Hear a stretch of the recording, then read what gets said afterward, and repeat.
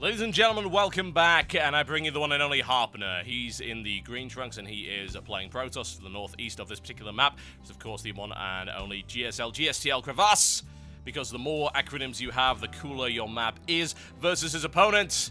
It's Cloud. Yes, it is. Alternate attacks Cloud at the moment, I believe. He is in the blue trunks, and he is playing Terran to the southwest.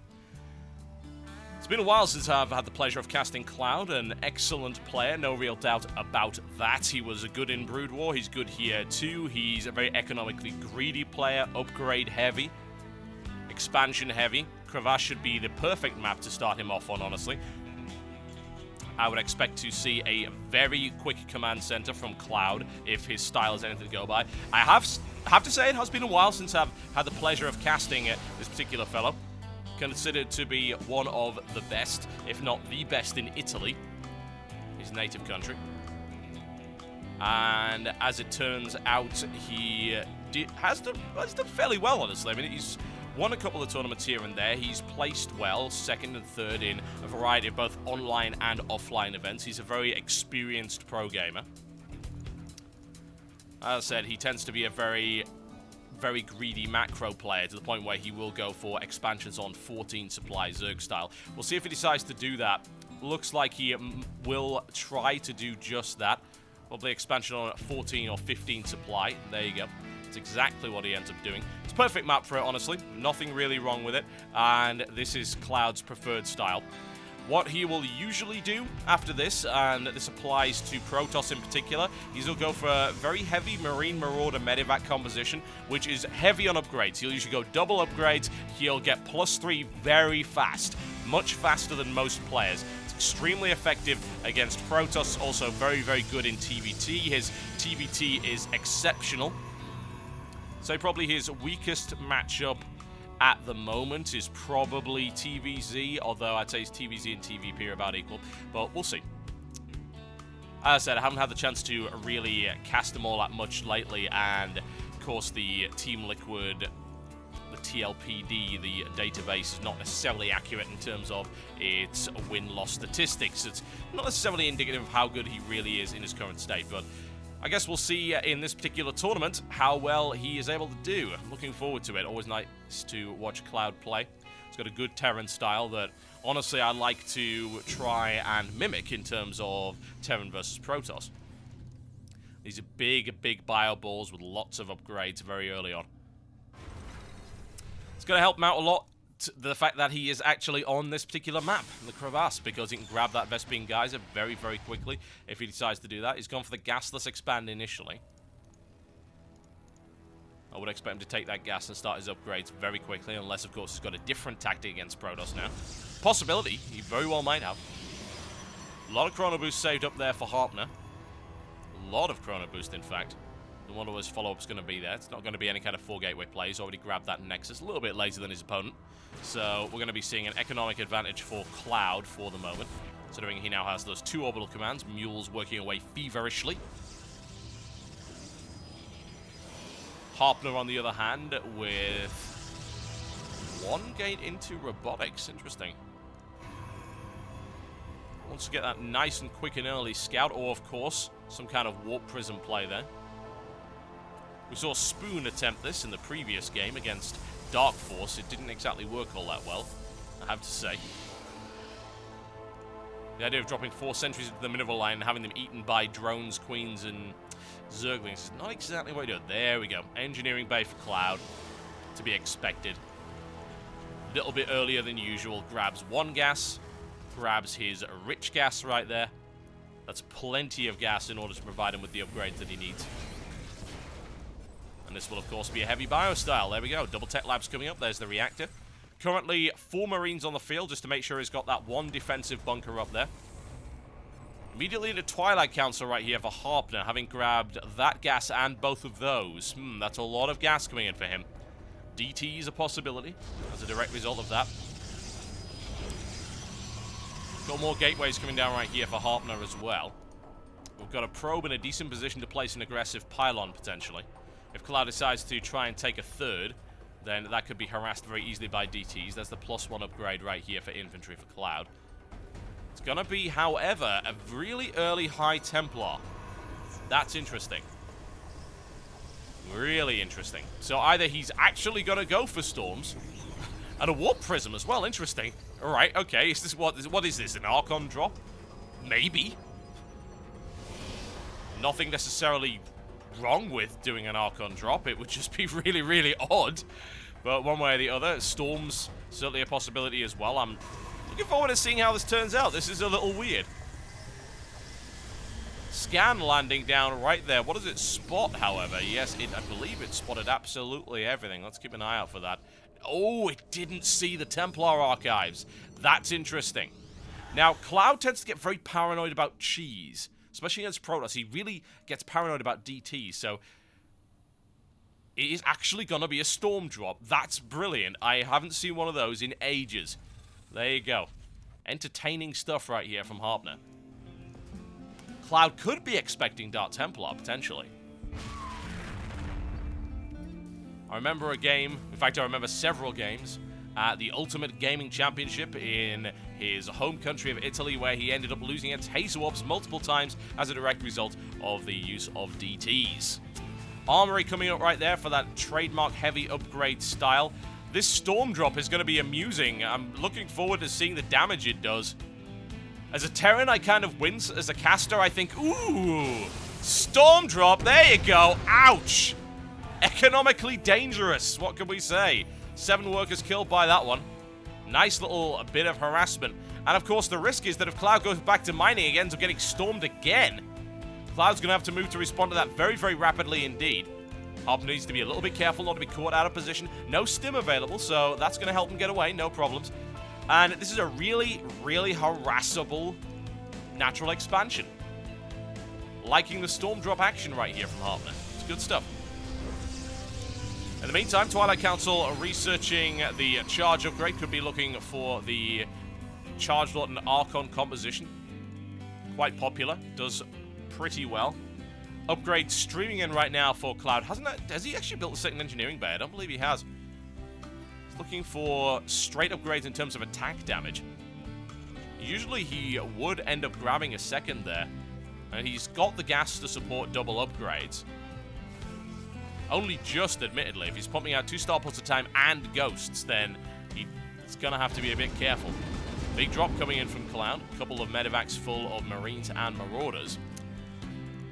Question is, does Harpner see that coming? No, he does not. He's got the Observer in a position to spot any kind of push out on the ground. And that's not what's coming. No, no, no. That's unfortunate. Not liking that. Oh, Cloud might end up spotting that Warp Prism as it comes across there. Will he respond to it? Yes, he will. He did see that coming. Here comes the Warp Prism, looking for the interception right here. If he drops very quickly, then he could do significant damage, but there is... Does it have an EMP? No, it doesn't. Oh, there's the interception right there. Harpner needs to turn around immediately. Will shields be enough on the... No, it won't! Oh, my, that was pricey. Risky, risky stuff right there from Harpner. Pushing his luck, I feel. And Cloud deciding to turn around. Kind of weird. He could have done damage there, but Harpner does have a lot of units in the base, and of course there are High Templar available for Storms. So perhaps a little bit wise right there, a little bit patient from Cloud. Wouldn't want to have taken that kind of damage. Army supply count looking unpleasant for Cloud. He's got a lot on the field. Those Storms will make the difference, but there are 4 Ghosts in the mix. So I have the feeling that this is going to get shut down pretty easily. This is where the battle will join, one way or the other. Let's keep an eye on that one. Ooh, Cloud actually dropping on the Zelnaga Watchtower, do a little bit of damage. He needs to get out of there. Doesn't want to lose those, but there's not enough Stalker firepower on the ground to deal with that. Cloud gets a little bit of information. Cloud will, needless to say, bring those units around the side in order to reinforce against this attack. Aggressive pylon is down over there. Engagement will be coming in momentarily. Very nice feedback. Takes down an entire medevac full of units. Nicely done right there by Harpner. Looking to continue to push in there. We've got the +2 infantry weapon upgrade now complete. No armor upgrades as of yet. Looking to grab combat shield. Investing all of his money into ghosts. Cloud with an extremely large count of ghosts, in fact. In comes another High Templar. Oh, very nice feedbacks. couple of ghosts popped. In fact, was that 3 ghosts that went down to that? Yes, it was. Very much a good trade right there. Harpner with an excellent engagement. Cloud looking in a little bit of trouble right here. If he's able to pick off the rest of those ghosts, this could be a good engagement for him. There's the EMP going down. He's able to eliminate one of them. Harpner, very, very smart, however. He's not putting those High Templar at the front, only sending in one at a time. No EMPs going down there just yet. Cloud with an EMP right. Oh, nicely done. That was actually a snipe. Decides to snipe off one of those High Templar. I think there's quite a lot. There's 4 more. More snipes going off, taking out another High Templar. In comes a storm. Another storm right in the middle of Cloud's forces. Really nice push right here by Harpner. Cloud being forced all the way back here. However, those +2 upgrades, I feel, are going to end up winning out for Cloud. He's got the medevac support. He's got the units he needs in order to push Harpner away. Army supply count still in favor of Cloud. Production looking really nice for Cloud as well. +3 armor coming up for Harpner to counter those +2 upgrades. There's the +3 infantry weapon coming in. A couple of medevacs sniped off right there. Cloud not looking so great in terms of his unit placement. Throwing units away unnecessarily. Command center coming up right there, perhaps looking for the 4th expansion or maybe a planetary fortress, who knows. It is happening quite a lot. People are building these defensive planetary fortresses. I like it. It's a good strategy. I'm liking the High Templar play right here from Harpner, I've got to say. The first drop was good, and he's got some excellent feedbacks, blowing up several ghosts. Ghosts have not been as effective as Cloud would have liked them to be.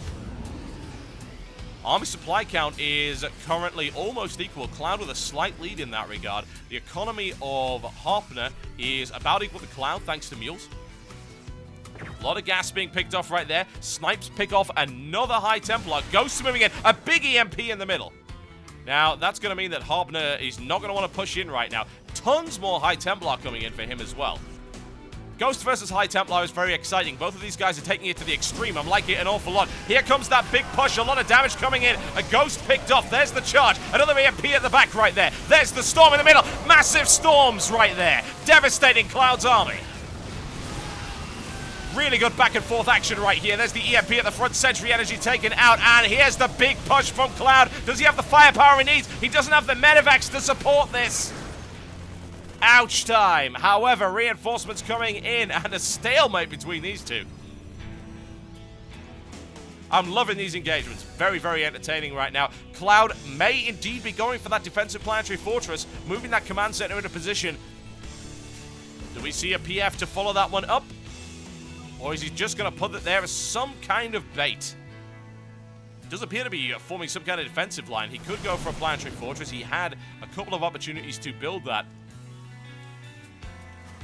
Looks like he's not going to do that. Either that or he's simply forgotten to do so. There's the scan. He sees the unit composition. Ghosts moving into position to try and deal with that. More ghosts on the way up for him as well. Currently, that command center is simply serving as a bottleneck for those zealots. I like it, though. That's a good thing to do. There's the EMP. Not able to take down the shields of too many units there. Zealots taking some damage. Not so great otherwise. A Marine easily picked off. There's the +3 infantry weapon complete right here for Cloud. +1 armor on there as well. And I'm liking this too. He's got a sensor tower in position.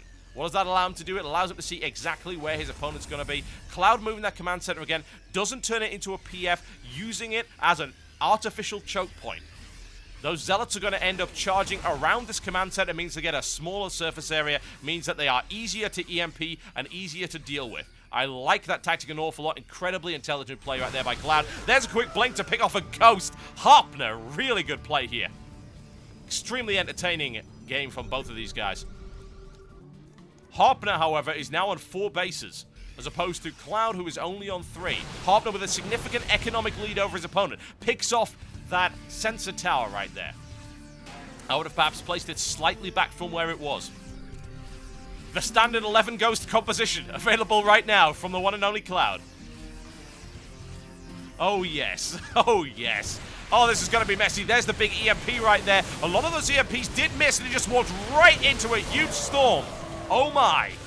Not so good. Harpner able to take the momentum in this particular engagement. How many more EMPs are available? There are quite a few. However, a lot of damage has been done. Is there any High Templar energy available? There is, but the High Templar was dealt with before another storm could come down. Harpner continuing to get extremely aggressive. However, Cloud digging his heels in, but losing a huge amount of units over and over again. Once again, Harpner thrown back. Losses are looking pretty extreme right now for both players. Cloud taking slightly more. Right now, trying to move it and secure that fourth. Harpner does not want him to have it. A lot of damage being dealt right there. There's an aggressive blink. Believes he's got the units to deal with it. Of course that he does. There's no doubt. In comes that command center trying to deploy right now. More reinforcements streaming in from the back for Cloud. Big EMP on the front lines. Harpner continuing to push in. A little bit of Blink Stalker micromanagement to maximize the amount of damage and survivability available right there for those Stalkers. Cloud getting really desperate right now with his defenses. Harpner is breaking through, slowly but surely. Grinding his opponent down. Cloud with no medevac support, which means no longevity for these forces. No retention. More Charging Zealots coming in with +3 armor upgrades. GG, ladies and gentlemen. The first game of this best of 3 series going to Harpner. Incredibly well played.